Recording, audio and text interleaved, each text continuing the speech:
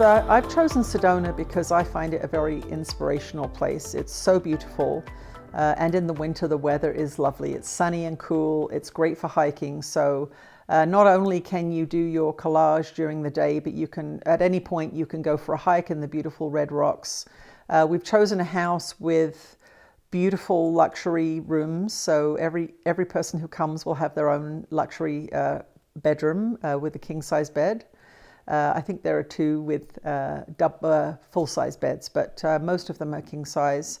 And just for me, the environment is so beautiful and the weather is perfect. It's a great destination if you're in one of the northern states and you want to get away from the clouds a little bit.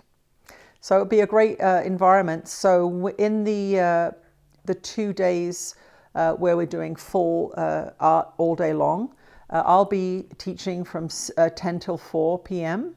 And then, of course, you'll be able to do as much art in the evening as you want because you're going to be resident in the house. I'll be providing all of the art supplies that you need, so you don't need to bring anything with you. I'll supply canvases and paints and brushes. And I will be giving you some assignments to start with so that we can teach you the technique. And then hopefully on the second canvas, you'll be doing something that's more in tune with your own choices.